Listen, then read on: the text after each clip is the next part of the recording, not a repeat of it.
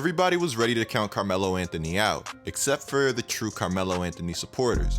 And honestly, it didn't take much to see what was going on. It was obvious that Carmelo wasn't getting a fair shot at playing basketball in the NBA. A lot of players would vouch for Carmelo and say that he still had game, but at the same time, nobody would really go to bat for Melo. Nobody would make their team go out and sign him. It was kind of Melo versus the world. But it was almost as if Melo never established that mentality. Melo was always open. It didn't seem like he was bitter towards anybody. It was almost as if Melo understood everything that was happening. And it's a cliche to say everything happens for a reason, but I can't really name this one. Carmelo Anthony could have went on tantrums and he could have bounced from show to show to show, blaming everybody on his way out but himself. Carmelo never did that. He showed accountability even when he shouldn't have had to. Imagine how hard that is. Not doing anything wrong, having that much respect for the game, having that much love for the game of basketball. Maybe Carmelo knew his time wasn't done in the NBA. Or maybe he just knew not to give the talking heads exactly what they wanted. Or maybe even better, maybe he was never that type of person from the get-go. Maybe he was never the type to go out and blame and point fingers. It seems that everybody always wants to point the finger at Melo. It seems like that's actually the reality that he lives in. We saw what happened in Oklahoma City. We saw what happened with the Houston Rockets. I wanted both of those situations to work out really bad. I thought it would have been a lot of fun to see Russell Westbrook, Paul George, and Carmelo Anthony dominate the NBA. Things didn't turn out that way, and they had to go their separate ways. I thought for sure we would see a different story in Houston. With Chris Paul and Carmelo Anthony teaming up, what more could I possibly want? These were two of my favorite players in the NBA. I actually followed Chris Paul for a really long time. I was a fan of Chris Paul when he was at Wake Forest. I even got a picture of him as a kid. It's one of my favorite pictures. He was a really cool guy. And teaming up with Carmelo Anthony, I mean, a lot of people forget, and it's easy to forget at times, but Melo was bigger than life in New York. And in Denver, he was a monster. He was amazing. And to be honest, he still is. But anyways, teaming up with Chris Paul and James Harden seemed perfect. Chris Paul is one of the best point guards of all time, and he's a true pass-first point guard, which seemed ideal to play with Carmelo Anthony. And on top of that, they're good friends. How could things possibly go wrong? Then we have James Harden, who's a polarizing scorer and also an elite playmaker. It seemed like the perfect situation. The Rockets play an up-tempo system. There's a lot of pressure on James Harden, and there was a lot of pressure on Chris Paul. So that shouldn't leave a lot of pressure for Melo. But for whatever reason, the Rockets end up scapegoating Melo, and it really sucked. Just like Lamar Jackson, just like Trae Young, I think I speak for everybody when I say that your apology needs to be as loud as the disrespect was.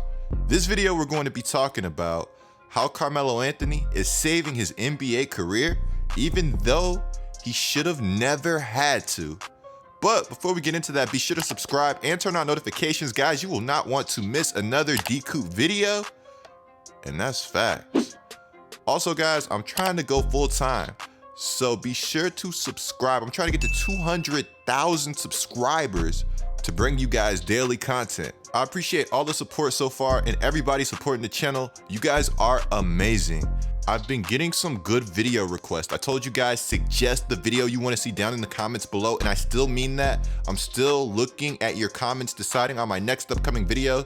My next video is actually going to be on the Los Angeles Lakers, but I have a lot of space to make videos after that. So suggest what videos you guys want to see down in the comments below. I'm seeing a lot for Ja. I'm seeing some for Trae Young, but regardless, I got you guys. Also, guys, I am returning to gaming. Be sure to follow me, younow.com/GETLIKECOOP. I'm going to be streaming games on there, Madden, 2K, Fortnite, you name it, Facecam and all. Carmelo Anthony is currently averaging 17.7 points a game, 6 rebounds a game, and 2.2 assists per game. Now, Carmelo Anthony is currently 35 years old. Let me dumb it down. Melo is a bad man. The list of players able to do something like this at 35 years old just isn't very long. And you have to take into account that Melo was out of the league. Again, he could have easily got lazy and blamed everybody else. Everybody said Melo needed to humble himself.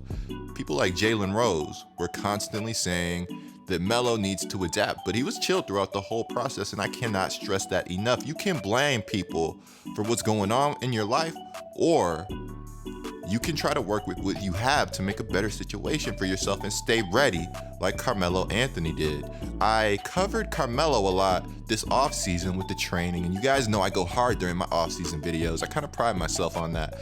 I covered him a lot, and I thought he would end up signing with the Brooklyn Nets. The Brooklyn Nets would have been so fun. In my last video, I talked about how Kevin Durant, Kyrie Irving sounded like a movie, sounded like a motion picture. But I mean, just think for a second how epic Kevin Durant, Kyrie Irving, and Carmelo Anthony would all be with everybody playing at the top of their game for the Brooklyn Nets, one of the biggest and best markets in the NBA.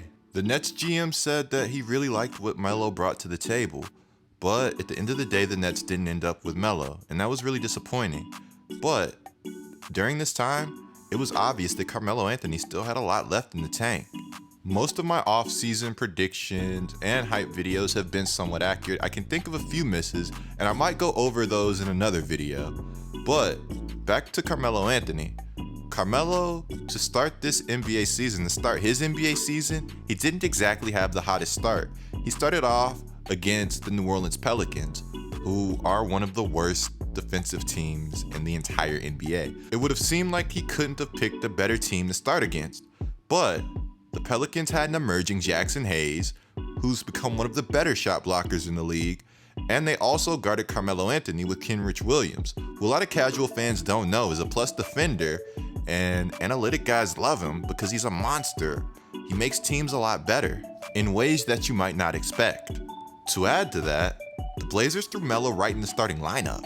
The move didn't make any sense to me at all. I understand that they might need scoring with Damian Lillard not playing in that game, but that just makes things so much rougher for Carmelo Anthony. If you felt like Carmelo Anthony could come right in and start for your team, it's really cool that the Blazers would do that, but at the same time, it was a red flag to the entire NBA to me, because if this guy can come in and start, then why is he not signed? Why is he not on a team? Carmelo Anthony was already better than a lot of players in the NBA, and we knew this. But immediately, I thought the Blazers were putting Melo in a position to fail. Melo probably didn't know the Blazers offense, which, the way they play, hey, maybe it's easy to get the hang of it. I thought Nick Young had a really good tweet. He said, let Melo ease into it. They up here running the offense through Melo like he been on the team for 3 years. Having his first game be without Damian Lillard, I thought there was a lot of pressure on Melo, and especially, again, being in the starting lineup. A lot of times you'll see players start off with a lesser role and, kind of work their way up. This wasn't the case with the Blazers, though. Though, there's a good possibility that they just had that much faith in Melo. But of course, his first couple of games, he didn't have his hottest start. He had 10 points, then 18, then 11. And in those games, he didn't shoot the best percentage from the field. And I didn't really want to make a video at that time because I would be giving the haters exactly what they wanted. Not really, though. I didn't make a video at that time because it was only a 3-game sample size. The sample size was really small. Well, we've doubled that sample size and now we have 6 games. Melo dropped 25 points against the Chicago Bulls. He dropped 19 against the Oklahoma City Thunder, and he dropped 23 again against the Chicago Bulls. And he also had 11 rebounds. He recorded a double-double. And for everybody that was talking about Melo's efficiency, he was incredibly efficient during these games. And they were all W's for the Portland Trail Blazers, a team that had been otherwise struggling for a majority of the season. As a matter of fact, Carmelo Anthony's 9 of 11 shooting performance against the Oklahoma City Thunder was his most accurate shooting performance ever in a game with more than 1 field goal attempt. Sometimes I have to remind myself that this guy is 35 years old. His game is so polished, his game is so smooth, his game is so mellow. And you really see vintage Melo when you watch him. It's not like he's out there getting struggle buckets. No, this guy is flat out hooping. He's finding a way to get buckets. He's finding a way to score effectively. He's able to do it isolation-wise. He's always been able to do that. But he's also been able to get buckets in the flow of the offense, and I have to say it's a beautiful thing to watch. Because you can see shades of Team USA Melo, and you can see shades of that hunger when he's explosively attacking the basket, looking like he's turned back the clock. Or perhaps Melo's clock was never ticking to start with. To think that there were people that thought Melo should go play in the Big Three or go play in China. With Melo's 755th 20-point game, he became the 10th all-time 20-point game scorer in history, passing Oscar Robertson. And again, in Melo's last 3 games, he's averaging 22.3 points, he's shooting 57.4% from the field, and he's averaging 7.7 boards a game. And the Blazers are plus 56 with Melo on the court. But they said he couldn't help a team. But don't get it confused. This isn't a farewell tour. Melo's words, not mine. Be sure to click the video on the screen right now. It's me going over Kyrie Irving and the Brooklyn Nets and how they are struggling. Be sure to subscribe, guys. I'm GETLIKECOOP, and I'm out.